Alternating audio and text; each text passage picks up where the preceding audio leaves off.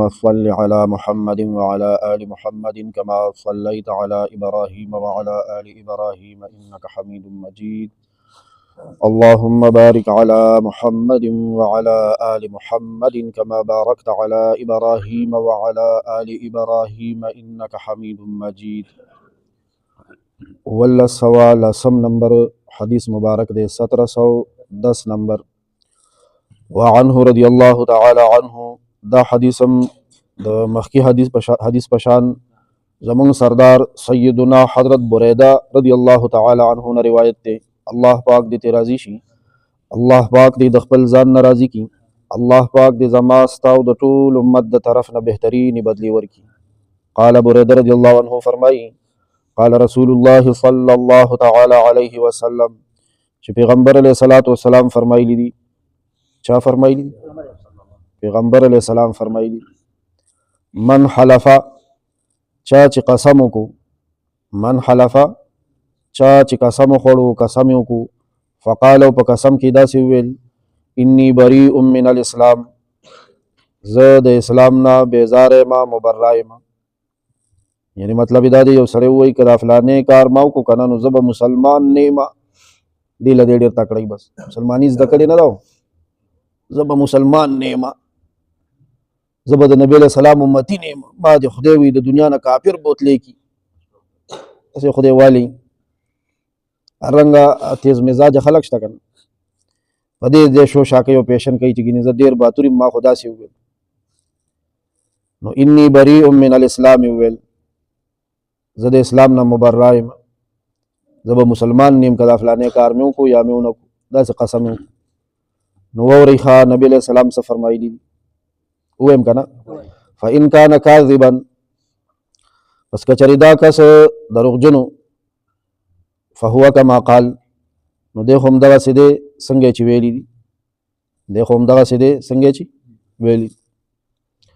هغه قسم کې رښتینی نه شو قسم کې پاتې رالو قسم یې څنګه خوړلی مسلمان به نه یم نبی علیہ السلام فرمایي همدغسې دی بس مسلمان نه دی د اسلام د دایرې نه ووتو وان کان صادقا او که چېرې رښتینی شو قسم یې سرته ورسولو فلن یرجع الى الاسلام سالما نو بیا هم نه راواپس کیږي اسلام ته صحیح سالم بیا هم لوی تاوان سره راواپس شو مسلمان به نه یم که دا فلانې کار مې وکړو کار یې وکړو بیا نو نبی علیه السلام فرمایي د رښتیا مسلمان نه دی اوس او که داسې ویلي مسلمان به نه یم که دا فلانې کار مې وکړو هغې نه ځان وساتلو کار یې ونه کړو نو اسلام نه خو وتی نه دی خو اسلام ته واپس صحیح سلامت راغلی هم نه دی تاوان یې وکړو بیا مطلب د خبرې دا دی د دې حدیث مبارک چې داسې قسم دې څوک نه کوي دې کې دواړه طرف ته تاوان دی د دې قسم پوره کولو کې هم تاوان دی او که پوره نه شو ناخواس هم څه دی تاوان رواه ابو داود دا حدیث امام ابو داود رحمه الله سنن ابی داود شریف باب الایمان والنذور باب ما جاء فی الحلف بالبراءة امام نسائی امام ابن ماجه امام حاکم او په حسن سند سره دا حدیث روایت شوی دی سند حسن دی اوس د حدیث په معنا خو پوه شوي امید دی شرح او وضاحت کې علما فرمایي مطلب د دې حدیث مبارک دا دی یو سړي قسم وخوړو که فلانې کار به مې وکړو که نه نو زه د اسلام نه بری یم زه مسلمان نه یم اوس که دی په خپله خبره کې دروغجن شو او واقعي هغه کار وکړو چې د کوم نه قسم کړی دی نو اوس خو دی د اسلام نه بېزاره شو خو د اسلام نه د دې بېزاره کېدو څه مطلب دی دی د رښتیو بوټه کې د اسلام نه ووتو کافر شو نو دلته بیا لږه خبره شته د علماو هغې فرمایي وي دا نبي علیه الصلاة والسلام د ډېر شدید ممانعت په طور باندې فرمایلي لکه څنګه مسلمان د اسلام نه د وتو نه ځان ساتي او کرکه ترې کوي نو داسې به د داسې قسم کولو نه هم ځان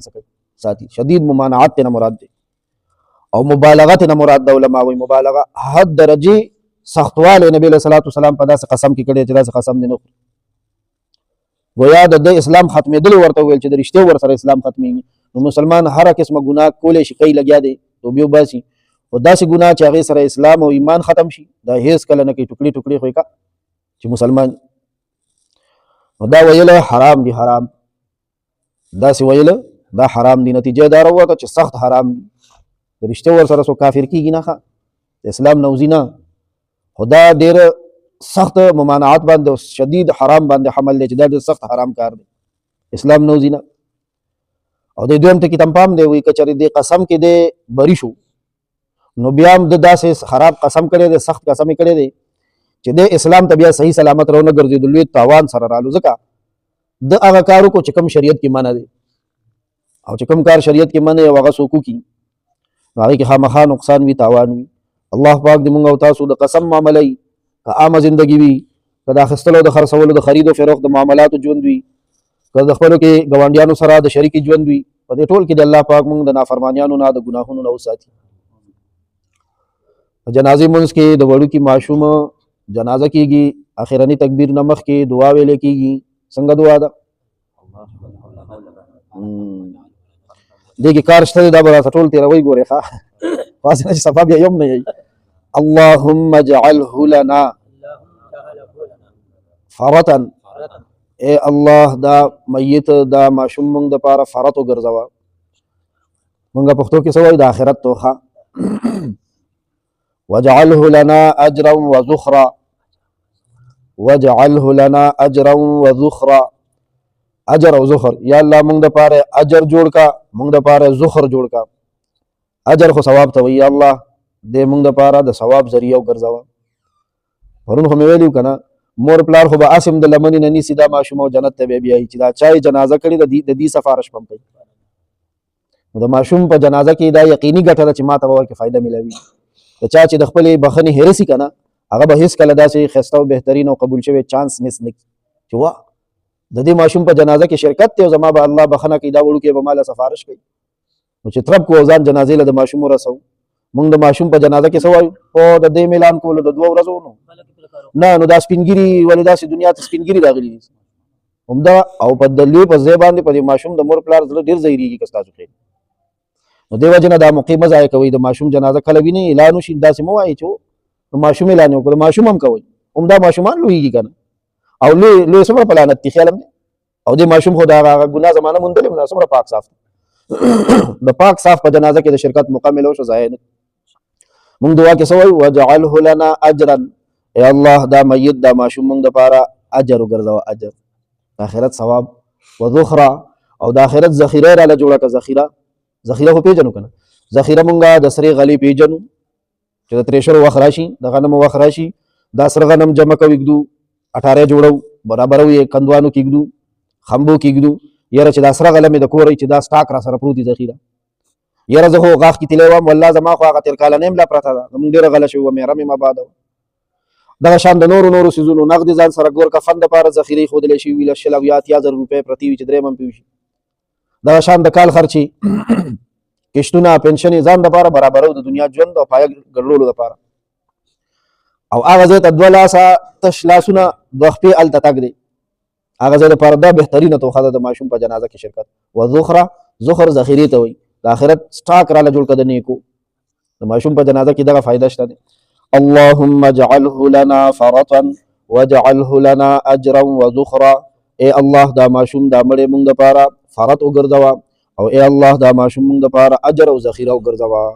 وصلى الله تعالى على خير خلقه محمد وآله وأصحابه أجمعين برحمتك يا أرحم الراحمين